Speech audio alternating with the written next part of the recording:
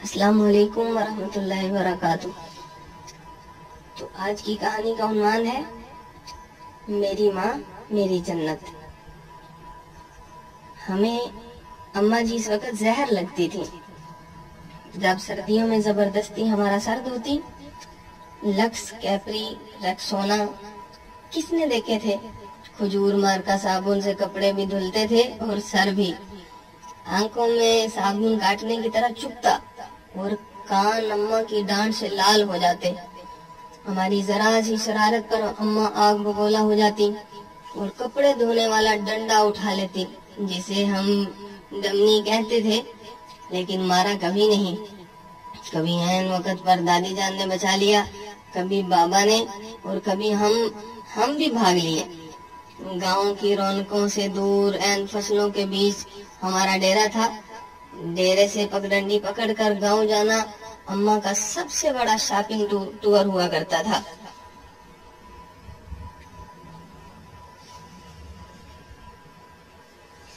اور اس ٹور سے محروم رہ جاتا تو ہماری سب سے بڑی بدنصیبی۔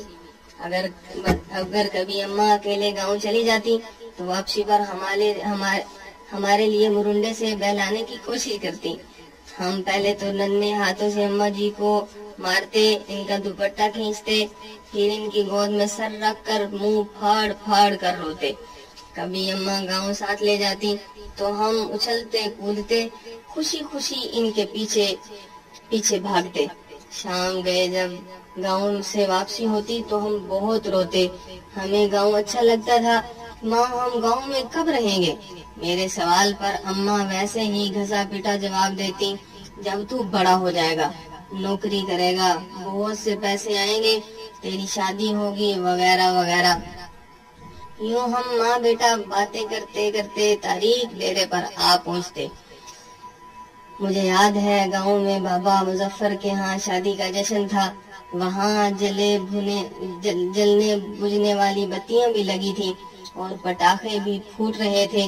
میں نے ماں کی بہت منت کی کہ رات ادھر ہی ٹھہر جائیں، لیکن وہ نہیں مانی۔ جب میں ماں جی کے پیچھے روتا روتا گاؤں سے واپس آ رہا تھا تو نیت میں فطور آ گیا اور چپکے سے واپس گاؤں لوٹ گیا۔ شام کو وقت تھا، ماں کو بہت دیر بعد میری گمشدگی کا اندازہ ہوا۔ وہ پاگلوں کی طرح رات کے اندھیرے میں کھیتوں کھلیانوں میں آوازیں لگاتی پھر رہی اور ڈیرے سے لے کر گاؤں تک ہر کنویں میں لالٹین لٹکا کر جھانکتی رہی۔ رات گئے جب میں شادی والے گھر سے بازیاب ہوا تو وہ شیرنی کی طرح مجھ پر حملہ آور ہوئی۔ اس رات اگر گاؤں کی عورتیں مجھے نہ بچاتی تو اماں مجھے مار ہی ڈالتی۔ ایک بار ابو جی اپنے پیر صاحب کو ملنے سرگودا گئے ہوئے تھے۔ میں اس وقت 6-7 سال کا تھا۔ مجھے شدید بخار ہو گیا۔ اماں جی نے مجھے لوئی میں لپیٹ کر کندھے پر اٹھایا اور کھیتوں کھلیانوں سے گزرتی 3 کلومیٹر دور گاؤں کے اڈے پر ڈاکٹر کو دکھانے لے گئی۔ واپسی پر ایک کھالے کو پھلانگتے ہوئے وہ کھلیان میں گر گئیں، لیکن مجھے بچا لیا۔ انہیں شدید گھٹنے پر چوٹ آئی۔ ان کے منہ سے میرے لیے حسبی اللہ نکلا اور اپنے سسرال کے لیے کچھ ناروا الفاظ۔ یہ واقعہ میری زندگی کی سب سے پرانی یادداشتوں میں سے ایک ہے۔ یقیناً وہ بڑی ہمت والی خاتون تھی اور آخری سانس تک محنت و مشقت کی چکی پیستی رہی۔ پھر جانے کب میں بڑا ہو گیا اور اماں سے بہت دور چلا گیا۔ سال بھر بعد جب گھر آتا تو ماں گلے لگا کر خوب روتی، لیکن میں سب کے سامنے ہنستا رہتا۔ پھر رات کو جب سب سو جاتے تو چپکے سے ماں کے ساتھ جا کر لیٹ جاتا اور اس کی چادر میں منہ چھپا کر خوب روتا۔ ماں کھیت میں چارہ کاٹتی اور بہت بھاری پانڈ سر پر اٹھا کر ٹوکے کے سامنے آ پھینکتی۔ کبھی کبھی خود ہی ٹوکے میں چارہ ڈالتی اور خود ہی ٹوکا چلاتی۔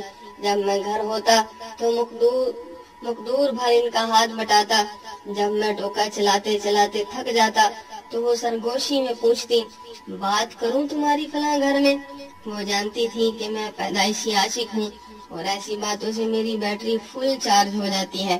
پھر ہم نے گاؤں میں گھر بنا لیا اور ماں نے اپنی پسند سے میری شادی کر دی۔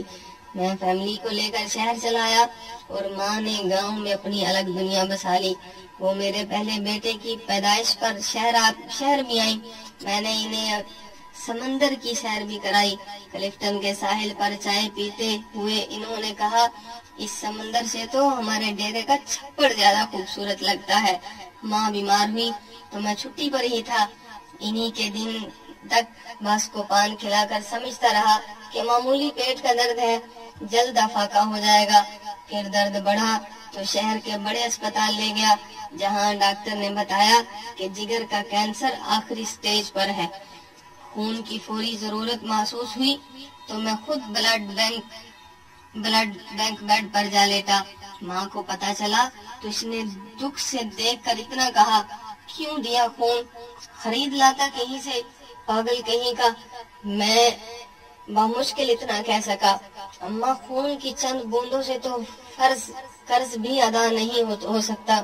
جو مجھے اٹھا کر گاؤں ڈاکٹر کے پاس لے کر گئی تھی اور واپسی پر کھالا پھلانگتے ہوئے گر گئی تھی، وہ کھلکھلا کر ہنسی تو میں نے کہا، اماں مجھے معاف کر دینا، میں تیری خدمت نہ کر سکا۔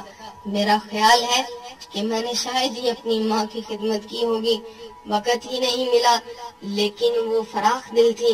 بستر مرگ پر جب بار بار میں اپنی کوتاہیوں کی ان سے معافی طلب کر رہا تھا تو وہ کہنے لگی، میں راضی ہوں بیٹا، کاہے کو بار بار معافی مانگتا ہے۔ ماں نے میرے سامنے دم توڑا لیکن میں رویا نہیں۔ دوسرے دن سر بھاری ہونے لگا تو قبرستان چلا گیا اور قبر پر بیٹھ کر منہ پھاڑ کر رویا۔ مائے نی میں کنوں آکھاں، درد بھی چھوڑے دا حال نہیں۔ ماں سے بچھڑے مدت ہو گئی، اب تو یقین بھی نہیں آتا کہ ماں کبھی اس دنیا میں تھی بھی کہ نہیں۔ آج بیت اللہ کا طواف کرتے ہوئے پٹھانوں اور سوڈانیوں کے ہاتھوں فٹ بال بنتا جانے کیسے دیوار کعبہ سے جا ٹکرایا۔ یوں لگا جیسے مدتوں بعد پھر ایک بار ماں کی گود میں پہنچ گیا ہوں۔ وہی سکون جو ماں کی گود میں آتا ہے، وہی اپنائیت، وہی محبت جس میں خوف کا عنصر بھی شامل تھا۔ اس بار منہ پھاڑ کر نہیں، دھاڑے مار مار کر رویا۔ 70 ماہوں سے زیادہ پیار کرنے والا رب کعبہ اور ہم صدا کے شرارتی بچے، رب ارحمہما کما ربیانی صغیرا، رب ارحمہما کما ربیانی صغیرا، رب ارحمہما کما ربیانی صغیرا۔